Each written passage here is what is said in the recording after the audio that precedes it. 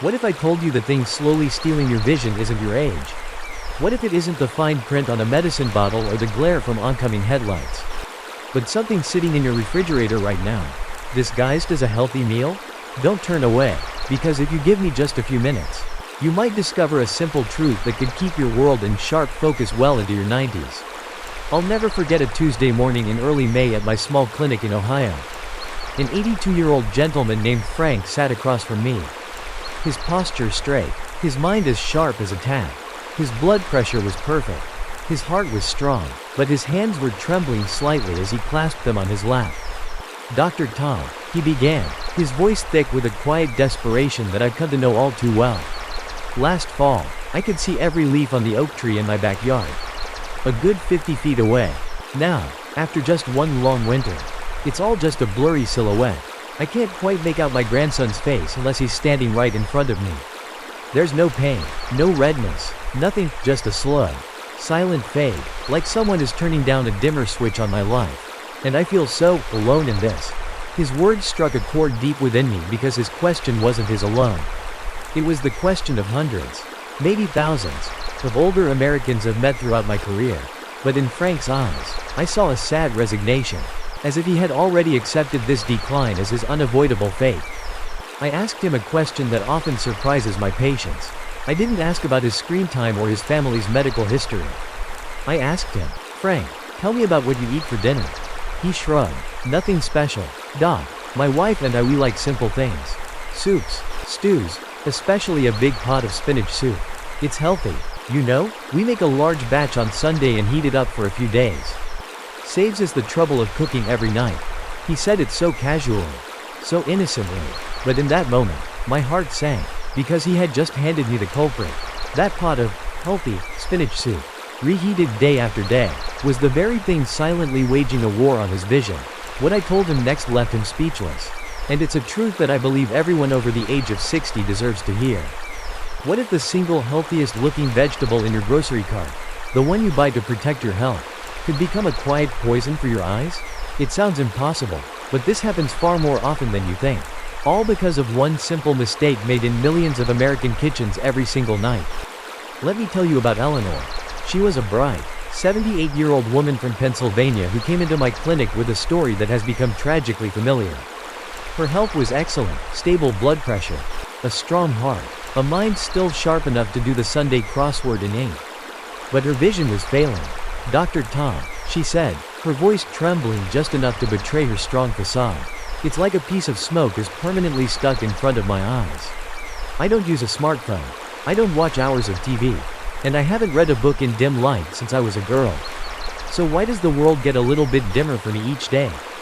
Her question hung in the air, filled with the weight of her confusion and fear. This wasn't a sudden blindness, it was a slow, creeping twilight. I knew I couldn't look for the answer in a standard medical chart. The answer, I suspected, was on her dinner plate.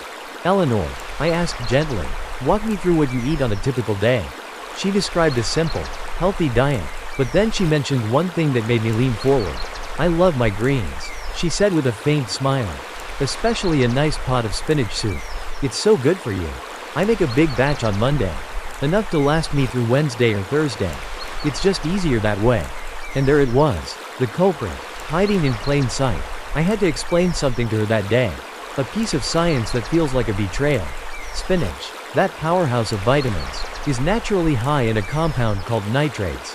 When freshly cooked, nitrates are perfectly harmless. But when that pot of soup sits in the refrigerator overnight, and then gets reheated, a chemical change begins. Bacteria in the soup get to work, transforming those harmless nitrates into a different, more sinister compound, nitrites. Nitrites are a known toxin. They attack the vascular system, especially the tiniest, most delicate blood vessels in the body, the ones that feed life-giving oxygen to your retinas. Day after day, with each bowl of reheated soup, it was like she was administering a tiny, invisible dose of poison directly to her eyes, causing the slow degradation of her vision. She wasn't just getting older, she was inadvertently damaging the very cells responsible for sight. When I finished, Eleanor was silent for a long time. She looked out the window, where a few wildflowers were dancing in the breeze. Finally, she turned back to me, her eyes filled with a sad, profound understanding. just to save $1 on a bowl of soup. She whispered.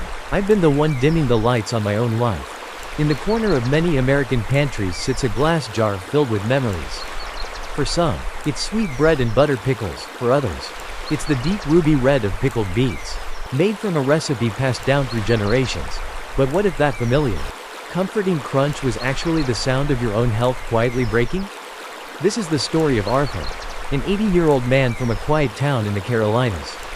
He was brought into my clinic not for a dramatic event like a heart attack or a stroke, but for what his neighbor described as a persistent fog. For weeks, Arthur had been experiencing dizzy spells, his vision blurring as if looking through a smudged window, and a general fatigue that left him unsteady on his feet. He was perfectly lucid, his mind sharp, yet he couldn't clearly see my face from just a few feet away. After ruling out the immediate, life-threatening culprits, I sat by his bedside. Arthur, I began, your tests don't show anything alarming. No signs of a stroke. Your heart is steady. Tell me about your life at home. What does a typical meal look like for you? He gave a weak but proud smile. I live alone now, Doc. I don't like to make a fuss. A simple meal is the best meal. Most days, it's just a little white rice and a few of my homemade pickled beets. It's my mother's recipe. You know, that sharp, sweet taste, it's what I grew up on. My heart sank for the second time in as many weeks. His food of memories was the very source of his current misery. I had to explain to Arthur that his beloved pickled beets were launching a two-pronged attack on his body. First, when vegetables are pickled and left to ferment for very long periods, a dangerous compound can form, nitrosamines. These are silent saboteurs, known pre-carcinogens that are incredibly damaging to the body's smallest blood vessels, particularly the ones in the retina and the brain. Second, and more immediately, was the colossal amount of sodium. The high salt content in daily pickling brine causes chronic high blood pressure and, crucially, increases what we call intraocular pressure, the pressure inside the eyeball itself. Imagine constantly squeezing a delicate garden hose. Eventually, it's going to weaken, leak, or even burst. That's what was happening to the tiny vessels in the back of his eyes and in his brain, leading to his dizziness, blurred vision, and cognitive fog. Arthur listened, his hands resting on the crisp white hospital sheet. He looked down, and for a moment, I thought he was angry with me. But when he looked up, his eyes were filled with a profound sadness. So, all these years, he whispered, it's been me. I've been doing this to myself with my mother's own recipe. That's the tragic irony. The very thing that connected him to his past was slowly erasing his present. In our modern pursuit of health, we're often told that raw is best. We make raw juices and eat crisp, raw salads, believing we are consuming food in its purest, most nutrient-rich form. But what if I told you that for one very common type of healthy, green, eating it raw is like swallowing an invisible enemy, one that can wage a silent war on your eyes and your gut for years? This lesson came to me through Robert, a spry 75-year-old from Florida who walked into my clinic one sweltering afternoon. Led by his grandson, Robert wasn't complaining of blindness or a catastrophic illness.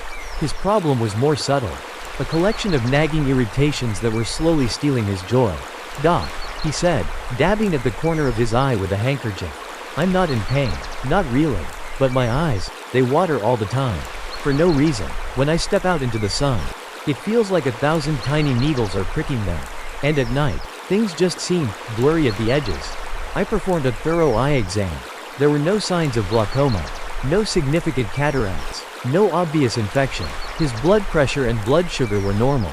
Yet his eyes were clearly in a state of chronic distress. As we talked, he mentioned something else, a persistent, low-grade stomach discomfort and bloating that he had simply accepted as a normal part of getting older. As always, my investigation turned to his diet. Robert was proud of his eating habits. I eat clean, doctor, he said confidently. Every week, I go to the farmer's market. My favorite is a big, beautiful bunch of watercress. I love a crisp watercress salad with my lunch. It's refreshing, you know, he added. And don't worry, I wash it thoroughly. A good soak in salt water. Just like my mother taught me. My heart didn't sink this time. Instead, a light bulb went on. The pieces of the puzzle, the irritated eyes, the watery discharge, the digestive issues, snapped perfectly into place. Robert, I explained, watercress is a wonderfully nutritious plant. But because it grows in or near water, it can be a carrier for something our eyes can't see. the microscopic larva of a parasite called the liver fluke. A simple rinse, even with salt water, often isn't enough to get rid of them. I described how these tiny invaders, once ingested, travel to the liver and can set up a low-grade, chronic inflammation throughout the body. This inflammation irritates the delicate tissues and blood vessels everywhere, but it's most noticeable in sensitive areas like the gut and, critically, the eyes. His constant watering, the stinging sensation in sunlight, it wasn't an eye disease. It was his body's immune system constantly fighting a battle against an intruder he had unknowingly invited in with every healthy salad. Robert stared at me, his confidence evaporating, replaced by disbelief. "You mean to tell me," he said slowly, "that for all these months, maybe years, I've been fighting an invisible battle, all for the sake of a cool, crisp salad?" He learned a hard lesson that day. When it comes to greens grown in water, cooked isn't just a preference. It's a shield. There is a quiet grief that lives not in funeral homes, but in the sunlit rooms of nursing homes and clinics. It is the grief for a mind that is still present but lost in a fog. For eyes that are open but can no longer truly see. I want to tell you about that grief. And how. For one of my dearest patients. It all started in a humble jar of sauerkraut. Her name is Margaret. She is 85 years old, and when I visit her, she sits by the window, her hands gently patting the blanket on her lap. Her eyes, a beautiful pale blue, are unfocused. They can distinguish the bright square of the window from the shadows of the room.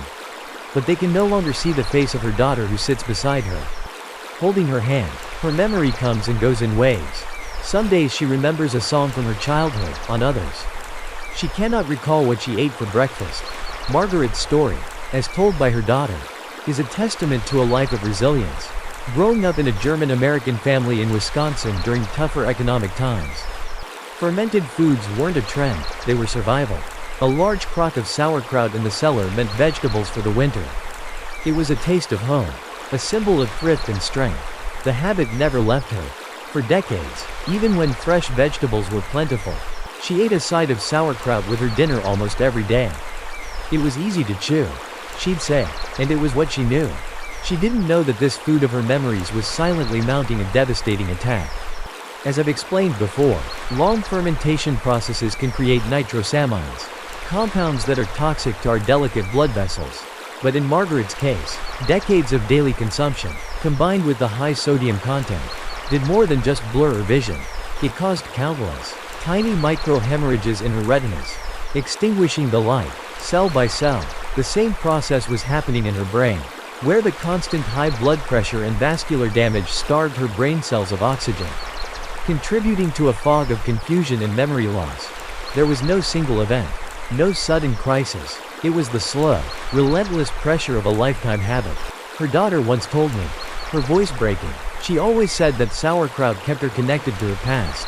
I never imagined it would be the thing to steal her future from her, and her from us. So I tell you Margaret's story not to condemn a traditional food, but to issue a solemn warning. A food that once meant survival should not become a daily ritual in an age of abundance. It is a condiment, a flavor from the past to be visited, not lived in. Please, do not wait until the world becomes a blur. Do not let the food that holds your memories become the reason you can no longer access them. In our modern quest for eternal youth, many of us have turned our kitchens into personal laboratories. We blend, we juice, we drink strange colored concoctions, all based on a powerful belief that nature holds the cure. And that, raw, is the key to unlocking it. But what if that daily health elixir, the green smoothie you drink religiously, was actually the very thing fogging your memory and dimming your vision? This is the story of Brenda, a vibrant 69-year-old from California who took immense pride in her health. She walked into my clinic not with a clear disease, but with a constellation of whispers. There was a dull, persistent ache behind her eyes, a dizzy spell whenever she stood up too quickly, and a frustrating brain fog that made her forget names and misplace her keys. "I do everything right, Dr. Tom," she said, holding up a large insulated cup filled with a thick, dark green liquid. "I exercise, I meditate, and I have my miracle green smoothie every morning. So why do I feel like my mind is getting softer?" Her blood work was pristine. Her blood pressure was perfect. On paper, she was the picture of health. Yet her body was sending out clear signals of distress. My eyes kept returning to the cup in her hand. "Brenda," I asked, What exactly is in your miracle smoothie? Her face lit up. Oh, it's wonderful. A huge handful of raw kale. Some fruit. A little water. I drink about 24 ounces every morning. I heard it cleanses the blood and detoxes the liver. She believed she was drinking a fountain of youth. In reality, she was sipping a daily dose of confusion. I had to explain a difficult concept. Even a superfood like kale has a dark side when misused. When cooked, kale is fantastic, but when consumed raw and in a large, concentrated daily dose, you're not just getting vitamins, you're also getting a massive hit of certain plant compounds. In kale, there are alkaloids that, for some people, can act as mild vasoconstrictors. In plain English, they can cause the blood vessels to subtly tighten. In a younger body, this might have no effect.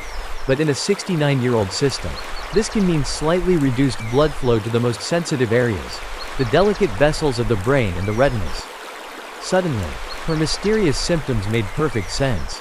The dull ache behind her eyes? A sign of strained vessels.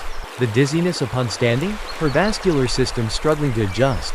The brain fog and memory lapses? A brain not getting the optimal oxygen it needed to fire on all cylinders. Brenda stared at her cup as if it had betrayed her. So you're telling me, the one thing I thought was my secret weapon for staying young, she said, her voice filled with disbelief, was actually the source of all this trouble? She learned that day that nature provides the ingredients, but wisdom lies in preparation. Her body didn't need a high-speed blender and a raw detox. It needed balanced, nourishing food that was cooked to be gentle, safe, and easily absorbed. We all have our go-to healthy food, don't we? That one trusted item. Maybe it's oatmeal for breakfast or a specific kind of fish for dinner that we eat several times a week. Confident we are doing our bodies a great service. But what if that very repetition, that disciplined, healthy habit, was secretly starving your eyes and joints of the minerals they desperately need to function?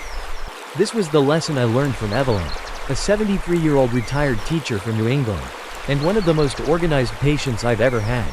She came into my office with a neatly typed list of her symptoms, as if it were a lesson plan. At the top of the list, vision blurs when I read for more than 10 minutes. This was followed by a dull, persistent ache in my wrists and finger joints, and finally, frustrating memory lapses, forgetting names of former students I've known for years. She was not a woman who accepted ambiguity. She had come for an answer. Her health was generally good, and she felt her diet was impeccable. Dr. Tom, I don't understand it, she said, pushing her glasses up her nose. I eat better than most people half my age. I asked her to walk me through her meal plan, which she did with precision. It was indeed a very healthy diet. But one detail stood out like a flashing red light. For lunch, she explained, I have a large spinach salad with a light vinaigrette, at least 4 or 5 times a week. It's my staple. It's packed with vitamins and iron. After all, her logic was perfect, but her biology was suffering. Evelyn, I said gently, your dedication is admirable, but we need to talk about that spinach salad. I explained to her that while spinach is a nutritional powerhouse, it is also extremely high in a natural compound called oxalates. Think of oxalates as tiny, powerful magnets for minerals. I told her, when you eat a food high in oxalates, they travel through your digestive system and bind tightly to essential minerals from other foods you've eaten, especially calcium and zinc. Once they are bound together, your body cannot absorb them. They are simply flushed out, completely unused. A look of dawning comprehension spread across her face. I continued, your retinas need a steady supply of zinc to stay healthy and process light correctly. Your joints and bones need calcium to stay strong and pain-free. By eating a large amount of high oxalate spinach almost every single day, you were creating a powerful blockade, unintentionally preventing your body from accessing the very nutrients it was crying out for. You weren't suffering from a disease, you were suffering from a self-induced chronic deficiency. She leaned back in her chair, the neat list trembling slightly in her hand. So, my devotion to that one healthy food, she said, with the sharp clarity of a teacher who has just solved a complex problem, was actually the very cause of my problems? That is profoundly ironic. She learned that the healthiest habit isn't repetition, it's rotation. Your body doesn't crave one superfood over and over. It craves a super diet, a diverse team of different foods, all working in harmony. Many of us were raised with the same golden rule drummed into our heads. Finish your plate. Don't waste food. It is a virtue born from hardship, a sign of respect for the food we are given. But what if I told you that sometimes the wisest, most loving thing you can do for your body is to throw something away? This is a lesson I share often, and it always brings to mind a patient named Dorothy, a 72-year-old woman from Iowa with a practical, no-nonsense approach to life. She came to my clinic for symptoms that were incredibly vague. "Dr. Tom, I feel off," she began. "It's nothing I can really put my finger on. My eyes have been acting funny, I keep seeing little floaters, like tiny cobwebs drifting by. And I've been getting these mild headaches, right behind my temples, that just leave me feeling foggy." As a farmer's wife, Dorothy was not one to complain. For her to make an appointment meant these symptoms were persistent enough to disrupt her life. We ran the usual tests. And as I expected, everything came back normal. There was no sign of a neurological disease or a major issue with her eyes. The culprit had to be environmental, most likely dietary. When I asked about her eating habits, she described a healthy, home-cooked diet. Then she added a detail, thinking it was a testament to her thriftiness. "I buy one of those big, 1-pound tubs of organic spring mix every week," she said. "It's a great value." Towards the end of the week, some of the leaves get a little wilted and slimy. But I can't stand to waste good food. So I just pick out the worst bits and cook the rest down in a soup. A little wilt never hurt anybody, right? My expression must have told her the answer was wrong. "Dorothy," I explained, "that habit, born from the very admirable desire not to waste, might be the source of all your problems." I described how when delicate greens are packed tightly in a plastic tub, and as they begin to wilt and bruise, they create a perfect breeding ground, moist, dark, and low in oxygen, for microscopic molds and bacteria. You can't see them or taste them. I continued, but as these microbes grow, they can release toxic compounds called mycotoxins. Cooking doesn't always destroy them. These toxins are known neuroirritants. They can affect the delicate gel inside your eye, causing floaters. They can irritate the tiny blood vessels in your brain, leading to those foggy headaches and dizziness. You weren't eating wilted greens. You were unknowingly consuming a low dose of microbial poison. The color drained from her face. She was a woman who took pride in being resourceful and saving every penny. The idea that her frugality was making her sick was a profound shock. "So am I trying to save 50 cents on a handful of greens?" she said quietly. "Could be what's making me feel this way." That day, she learned that freshness isn't a luxury, it's a non-negotiable requirement for safety. Your eyesight is not the place to be frugal. The most expensive food you can eat is the one that silently makes you sick. Imagine for a moment that you are doing everything right. You've listened to all the advice. Your grocery cart is a vibrant tapestry of greens, kale, spinach, carrots, and chard. You diligently eat these vegetables every single day, proud of your commitment to your health. So why do you still feel foggy, sleep poorly, and find your vision getting just a little bit blurrier each month? The problem, as one of my patients discovered, may not be the food you choose, but the series of hidden mistakes you make from the moment you turn on the stove. His name was George, a 76-year-old widower who came to me utterly defeated. "Dr. Tom, I'm eating more vegetables than I have in my entire life," he said, sliding a food journal across my desk. "After my wife passed, I promised myself I'd stay healthy for the grandkids. But the more good food I eat, the worse I feel." His journal was impeccable, but as I asked him to describe not what he cooked, but how he cooked, a pattern of well-intentioned errors emerged. "First, the carrots. I like them soft," he explained, "so I boil them for a good while. Then I drain all that orange water down the sink before I serve them. Seems cleaner." Mistake number 1. I explained that the dirty, orange water he was discarding was actually a liquid gold of water-soluble vitamins, especially the B vitamins and vitamin C, crucial for nerve function and protecting the blood vessels in his eyes. Next, the kale. I get the pan really hot.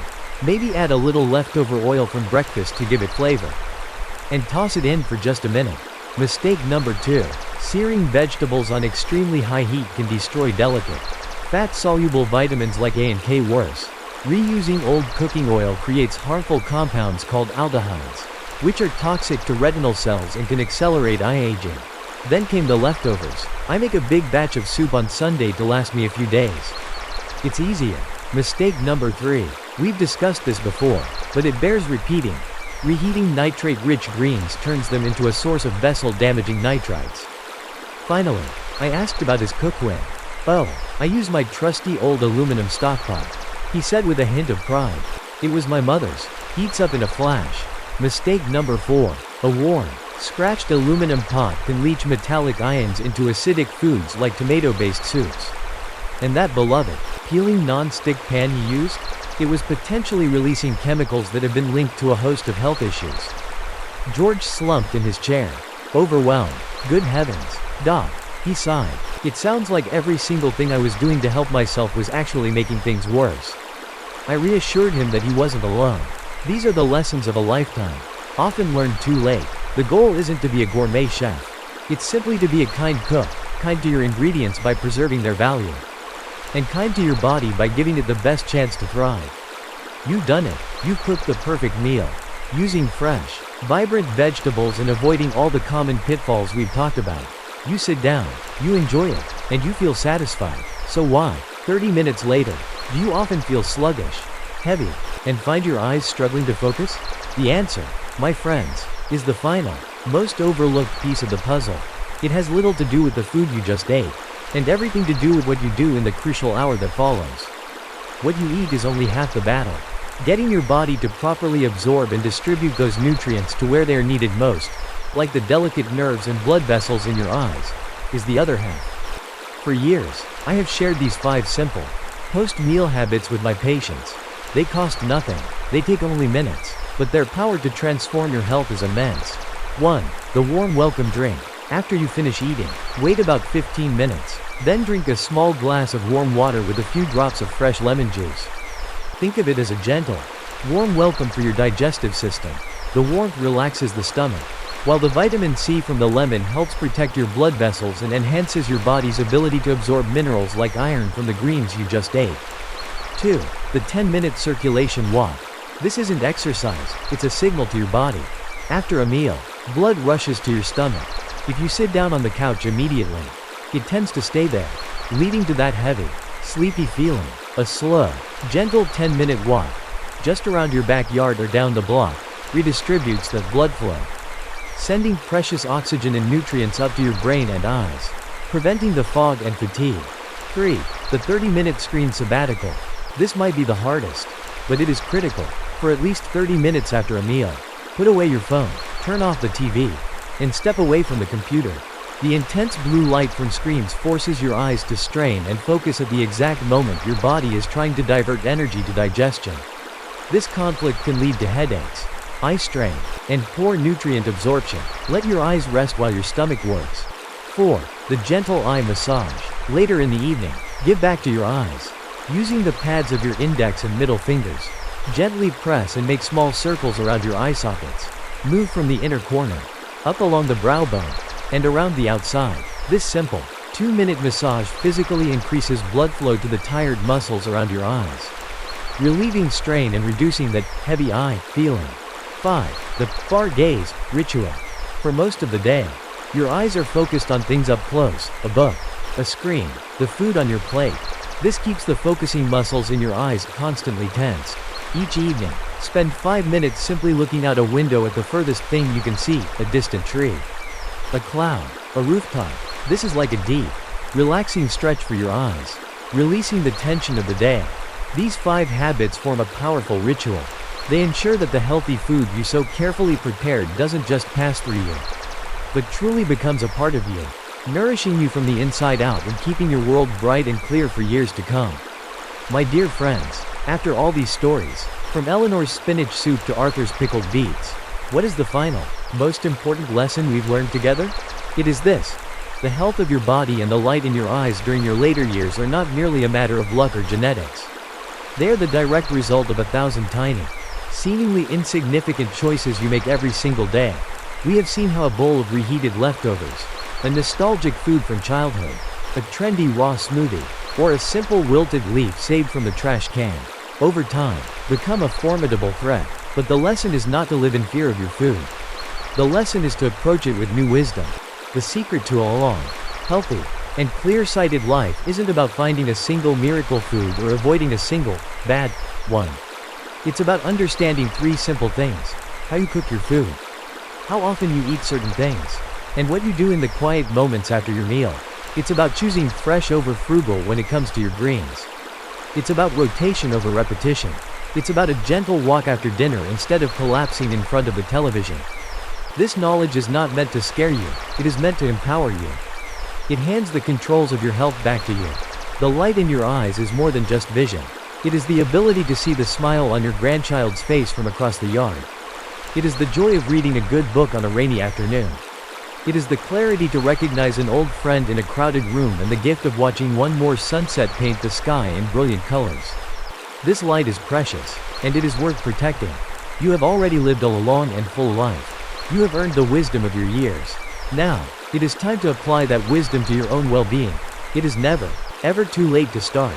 The small, conscious choice you make at dinner tonight is a direct investment in a brighter, clearer, and more vibrant tomorrow.